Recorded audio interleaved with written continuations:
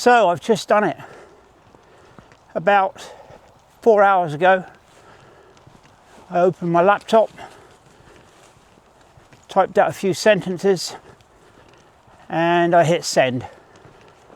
That email is currently sitting in my boss's inbox, and it's my notice. My final day is July 14th. For about the last year, I've had January 14th, 2027 etched into my brain. That was the official date, the date the system and I decided to part. But a friend at work asked me a question today that I couldn't shake. He said, "Dave, why are you waiting?" And I realised I was waiting for permission. And at 65, I'm done asking for permission. And today I want to walk you through why I'm leaving 6 months of pay on the table and why it's the most disciplined decision I've probably ever made. There's a military term for what happens to a unit when they know they're going home soon. And they start calling it short timing. They stop caring about some of the standards sometimes because in their heads, they're already on the plane.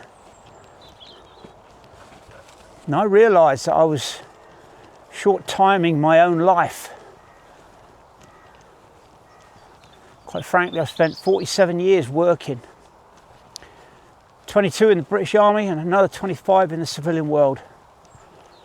I know how to do my job. But lately, I've kind of been just going through the motions. I've been showing up, doing what's required, and watching the clock. And I keep saying it, that puttering is for 90-year-olds. If you stay in a job just to collect a paycheck while your heart is already out the door, you're eroding your own dignity. You're telling yourself that 50% is good enough. On this channel, I talk about holding the line.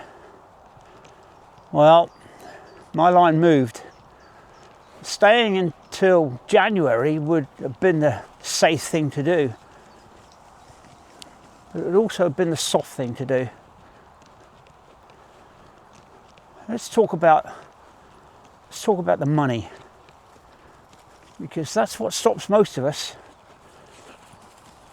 We think, if I just stay 6 more months, pension will be X amount higher. We'll have a bit more in the bank. But let me tell you something. What is the price of 6 months of your own sovereignty? At 65, I don't look at my bank account to see how rich I am. I look at my calendar to see how much of it I own.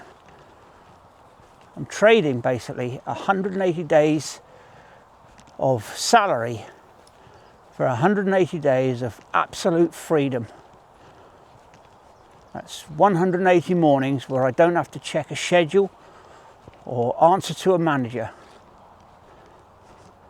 We've looked at our financial floor, my wife and I, and we aren't looking for a luxury retirement.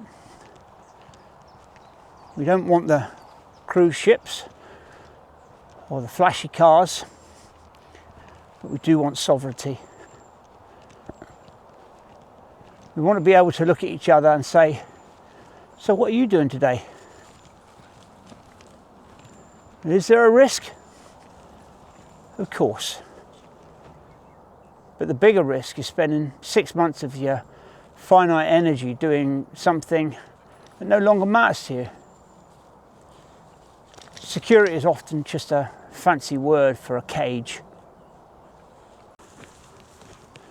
I'm recording this in the raw aftermath of hitting that send button. So this channel is no longer just a bloke talking about getting older. It's now a live documentary of a reset. We've hit 5,600 subscribers, and I want to take this mission to 10,000 and beyond. If you're over 60 or even 50 or 70 and you're trying to figure out how to finish properly, well, I need your help. I need you to hit that hype button. And it's a tool that YouTube gives us to push videos like this to people who aren't subscribed yet.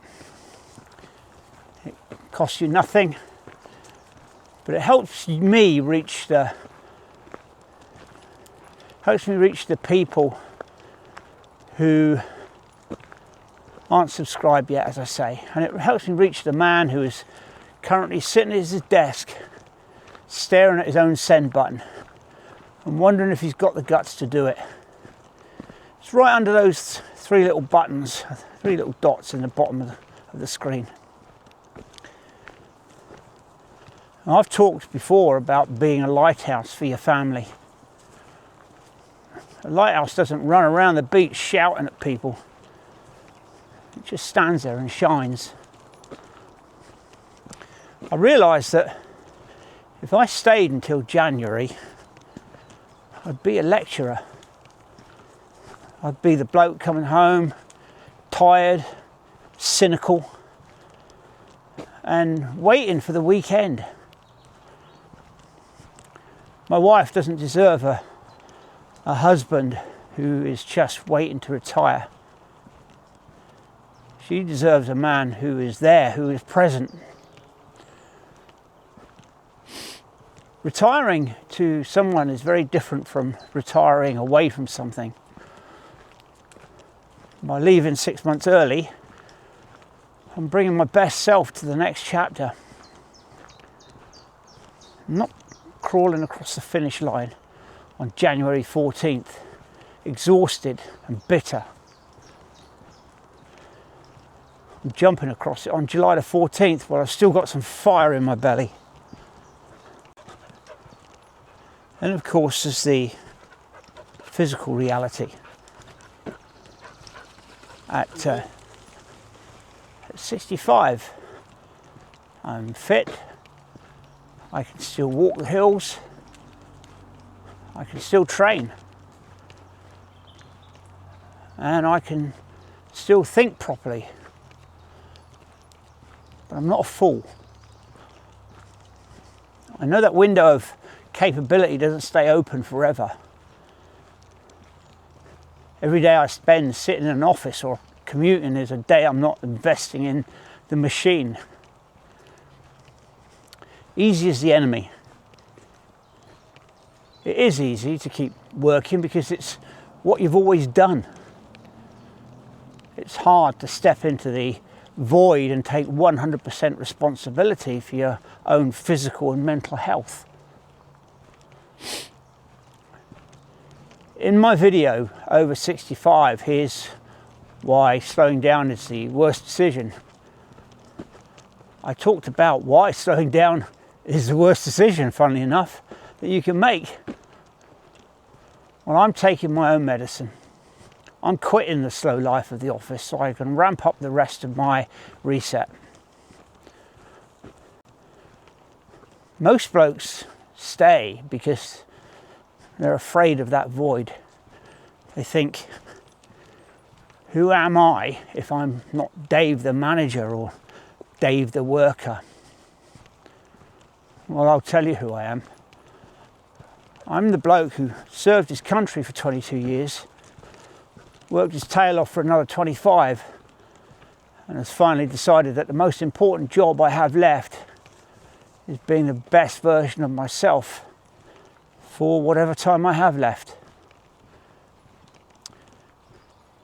If you've been sitting on a date in your head, if you're already retired in your head like I had, then stop lying to yourself, check the maths, check your pulse. And if you're still capable, hit the send button.